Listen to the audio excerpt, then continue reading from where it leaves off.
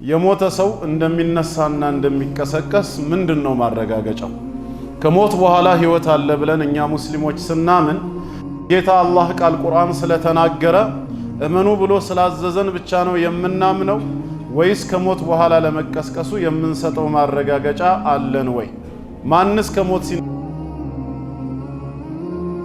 ሙስሊም ካልሆኑ ሰዎች በኩል ቢነሳ ከሞት በኋላ ህይወት መኖሩን ምን ማረጋገጫስ አላችሁ ቢባል ከቁርአኑ አንቀጽ ውጪ ሌላ ተጨባጭ የሆነ ሎጂካል ማስረጃ እንዴት ማቅረብ ይቻላል የሚለውን ነጥብ በተመለከተ የተወሰኑ ቆይታዎችን ኢንሻአላህ አብረን እናደርጋለን ማለት ነው። ከቅዱስ ቁርአን ለመጨረሻ ጊዜ የወረደው አየት ረሱል ሰለላሁ ዐለይሂ ወሰለም ዱንያን ለበቱ 9 ቀን ሲቀራቸው የወህይ ፍጻሜ ሆኖ አንቀጽ ሱረቱል በቀራ 201ኛው አንቀጽ ነው።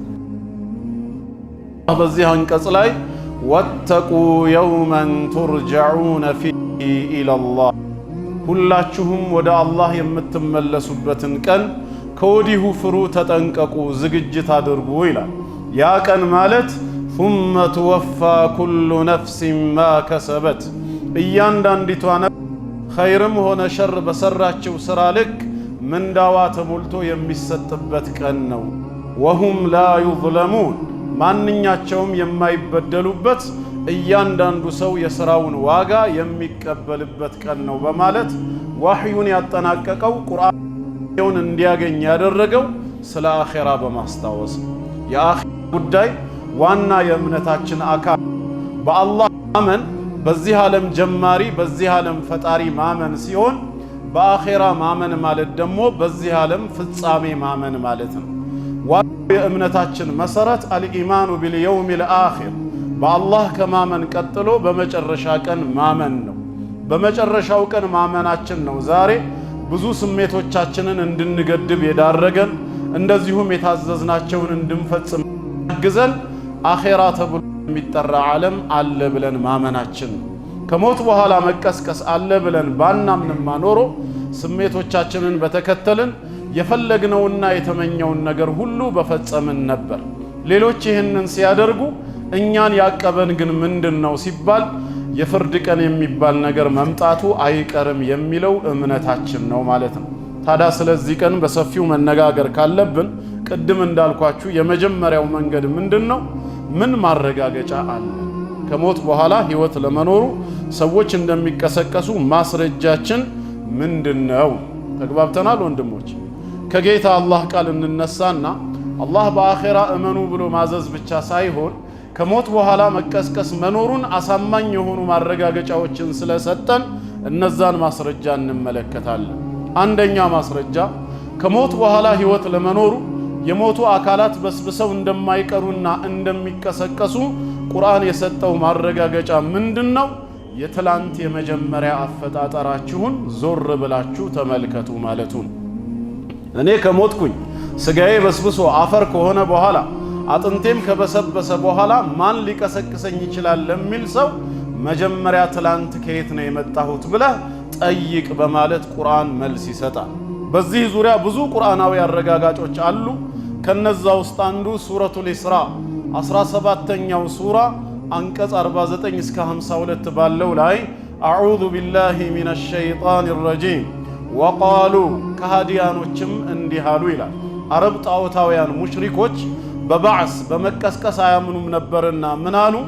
አኢዛ ኩና ዒዛመን ወሩፋታ እውንኛ ከበሰበስንና አጥንት ከሆን በኋላ አኢና ለመብዑሱነ ኸልቀን ጀዲዳ እውን አዲስ ፍጥረት ሆነን ዳግም የምንቀስ ህይወት ተዘርቶብን የምንነሳ ነን እንዴ በማለት ጉዳዩ ሊሆን እንደማይችል በአግራሞት ጠየቁ ይላል።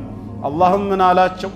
አይደለም ስጋና አጥንታችሁ መበስበስ ወይም አፈር መሆን ይቅርና ቁል ኩኑ ሒጃረተን ለምን ድንጋይ አትሆኑም ብለህ መልስላቸዋል። ከፈለጋችሁ ወደ ድንጋይ ተቀየሩ፣ ድንጋይንም ሁኑ፣ አው ሐዲዳ ወይ ከድንጋይ የበረታ የጠነከረ ብረትንም ሁኑ ከፈለጋችሁ። ከዛ የባሰም ነገር ካለ አው ኸልቀን ሚማ የክቡሩ ፊ ሱዱሪኩም በልቦናችሁ የምታስቡት ተመልሶ ወደ ሰው ማንነት አይመለስም ብላችሁ የምትገምቱትን ነገር ሁኑ ከፈለጋችሁ እኔ ግን መልሳችኋለሁ አለ። ፈሰየቁሉን የዛኔ እነሱም ይሉሃል መን ዩዒዱና ድንጋይ ወይ ብረት ወይ በውስጣችን የምናስበውን የጠነከረ ነገር ሁነን ከተቀየርን በኋላ ማን ሊመልስ በማለት ይጠይቁሃል። ቁል ለዚ ፈጠረኩም አወለ መራ ያ መጀመሪያ ከኢምንት ያስገኛችሁ ከአባቶቻችሁ ጀርባ ከእናቶቻችሁ ማህፀን ስፐርም ሴል ፈሳሽ ዘር ሁናችሁ ያስገኛችሁ ጌታ እሱ ይመልሳችኋል በላቸው። የዛኔም ፈሰዩንጊዱነ ኢለይከ ሩኡሰሁም ራሶቻቸውን ወደ አንተ ያቀረቀሩ ሆነው ይመጡና ወየቁሉነ መታሁ ይሄ የመቀስቀስ ቀን የተባለው መቼ ነው በማለት በማፌዝ አንተን ይጠይቁሃል። ቁል ዓሳ አን የኩነ ቀሪባ እጅግ በጣም ቅርብ ነገ ሊሆን ይከጀላል ብለህ ንገራቸው። የዛኔ የውመ የድዑኩም ከመቃብር ዓለም ተነሱ ብሎ በመለኮታዊ ቃሉ በሚጠራችሁ ፈተስተጂቡነ ቢሐምዲህ እሱን በማመስገን ለጥሪው ምላሽ ሰጥታችሁ ትነሳላችሁ። ወተظኑነ ኢን ለቢثቱም ኢላ ቀሊላ በምድረ ዓለምም ጥቂት ቀናትን እንጂ ምንም ዓመታትን እንዳልቆያችሁ ሁላ ትገምታላችሁ። መቀስቀሳችሁ አይቀርም። መጀመሪያ ከኢምንት ያስገኘዋችሁ ከአባቶቻችሁ ጀርባ ገና የዘር ፈሳሹ ናችሁ። በዚህ መልኩ ያማረ ቅርጽና ቁመና ሰጥቼ የፈጠርኳችሁ አላህ ኋላ ላይ እናንተን መቀስቀስ እንዴት ይከብደኛል እያለ ነው። ይሄን አእምሮን የሚያናግርን ሎጂክ ቁርአን እየተጠቀመ ነው። በአኼራ እመኑ፣ ካመናችሁ ትድናላችሁ፣ ካላመናችሁ ይፈረድባችኋል ብቻ ሳይሆን እንድናምን እነዚህን ማስረጃዎች ይጠቀማል ማለት ነው። ተጨማሪ ሌላ ማስረጃ ሱረቱ ያሲን 36ኛው ሱራ ከአንቀጽ 77 እስከ 79 አወለም የረል ኢንሳን ይህ ከሃዲ የሆነው ሰው አይመለከትም አያስተውልም እንዴ ይላል። አማኝ እዚህ ውስጥ ስለማይካተት ሙራዱ የተፈለገው ካፊሮች ብቻ ነው። ምን አለ ጌታ አላህ አና ኸለቅናሁ ሚን ኑጥፋ እኛ እሱን ከፍትወት ጠብታ ከስፐርም ሴል ከዘር ፈሳሽ የፈጠርነው መሆኑን አላስተዋለም እንዴ? ትላንት ከምን እንደመጣ ማስተዋል አቅቶት አሁን ግን እሱ ፈኢዛ ሁወ ኸሲሙን ሙቢን ወዲያውኑ ትንሣኤን በመካድ ግልጽ ተከራካሪ ይሆናል። ጭራሽ ወضربنا መሰላ በእጁ በያዘው ነገር ሙታንን እንደማናስነሳ ለኛም ምሳሌ ያደረገልን ይላል።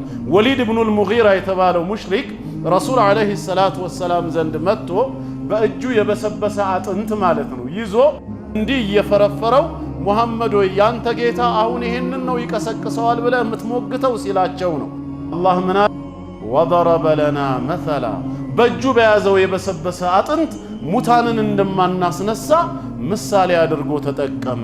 ወነሲየ ኸልቀ የትላንት አፈጣጠሩን ከየት እንደመጣ ዘነጋና ቃለ መን ዩሕዪ ልዒዛመ ወሂየ ረሚም አጥንቶች ከበሰበሱ አጥንት ከሆኑ አፈር ከሆኑ በኋላ ማን ሊመልሳቸው ይችላል በማለት ጥያቄን አቀረበ። ለዚህ ሰውና መሰሎቹ አንተ የምትሰጠው ምላሽ ቁል ዩሕዪሃ አለዚ አንሸአሃ አወለ መራ መጀመሪያ ከኢምንት ያስገኛት ከአባቱ ጀርባ ከእናቱ ማህፀን የፈጠረው ጌታ እርሱ ይመልሳታል ብለህ ንገረው። ምክንያቱም እርሱ ማለት ወሁወ ቢኩሊ ኸልቅን ዓሊም በፍጥረቱ ሁሉ ጉዳይ አዋቂ የሆነ ነውና ይላል። እንደዚህ አይነት ከ10 የሚበልጡ ቁርአናዊ አንቀጾችን ማስቀመጥ ይቻላል። በዚህ መልኩ ቅዱስ ቁርአን ትላንት የነበረን ማንነት የመጀመሪያው አፈጣጠራችን ኋላ ካለንበት መንቀስቀስ አንጻር እጅግ በጣም ቀላል መሆኑን በመግለጽ ጌታ አላህ ያስተምረናል ማለት ነው። ሐዲሱል ቁድሲይም ላይ እንደዚሁ አቢ ሁረይራ ረዲየላሁ ዐንሁ ባስተላለፈው ሐዲስ ረሱላችን ሰለላሁ ዐለይሂ ወአሊሂ ወሰለም ቃለ አላሁ ዐዘ ወጀል ክብሩ ከፍ ያለው የላቀው አላህ እንዲህ አለ ብለው ነገሩን። ምን አለ ጌታችን? ከዘበኒ ኢብኑ አደም ወለም የኩን ለሁ ዛሊክ ወሸተመኒ ወለም የኩን ለሁ ዛሊክ የአደም ልጅ እኔን አስዋሸኝ፣ አስተባበለኝ፣ እንዲህ ማድረጉ ለእርሱ አይገባውም ነበር። የአደም ልጅ እኔን ሰደበኝ፣ እኔን መሳደቡ ባልተገባው ነበር አለ። ከዛም ቀጥሎ ጌታችን ማስተባበሉና ስድቡ ምን እንደነበረ ሲያብራራ ምንድነው ያለው? አማ ተክዚቡሁ ኢያየ እኔን ማስዋሸቱ ማስተባበሉ ፈቀውሉሁ ለን ዩዒደኒ ከማ በደአኒ ጌታዬ ከእናቴ ማህፀን እንደጀመረኝ ኋላ ላይ ከሞትኩበት መቃብር አይመልሰኝም አይቀሰቅሰኝም ማለቱ ነው ይላል። የካህዲያኖች አቋም ይሄ ነው። ኢን ሂየ ኢላ ሐያቱና ዱንያ ነሙቱ ወነሕያ ወማ ነሕኑ ቢመብዑሲን ሕይወት ማለት ይኸው ዱንያ ነው። የሆነ ወቅት እንኖራለን፣ ከዛ እንሞታለን፣ ትውልድ ይተካል፣ አንቀሰቀስም ነው። እኔ በነቢያት አንደበት ባወረድኳቸው መለኮታዊ መጽሐፍቶች ቅያማ የሚባል ዓለም አለ፣ እቀሰቅስሃለሁ፣ ፊት ለፊት አቁሜ ሂሳብ አደርግሃለሁ፣ እተሳሰብሃለሁ ስል አንተ ከዚህ ሕይወት በኋላ ሌላ ሕይወት የለም ስትል ውሸታም እያልከኝ ነው